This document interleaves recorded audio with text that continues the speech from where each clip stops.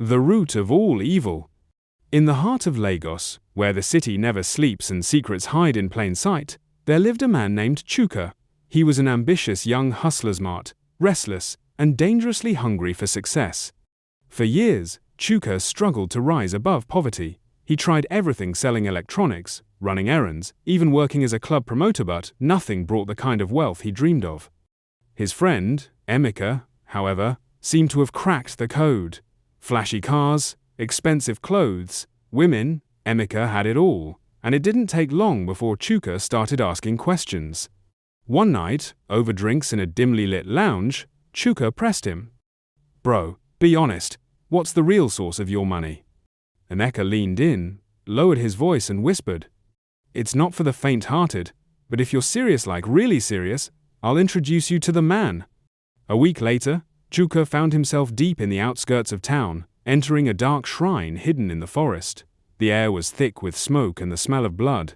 He was told to kneel before an ancient priest, whose eyes glowed unnaturally under the firelight. The priest offered him a deal, wealth beyond imagination, but it came with a price: a life for a life.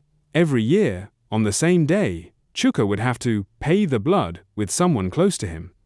At first, he hesitated, but then he thought of his mother's leaking roof, his siblings begging for school fees, and his own shame. With trembling lips, he said the words that sealed his fate.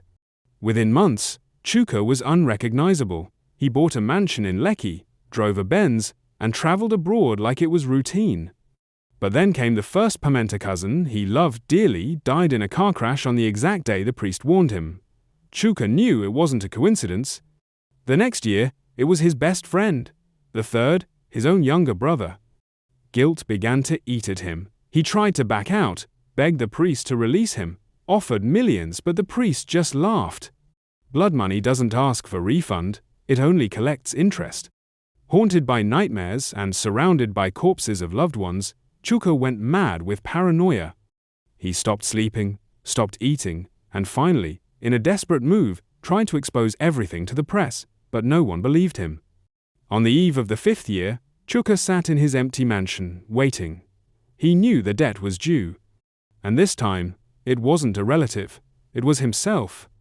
Moral of the story: every shortcut has a shadow.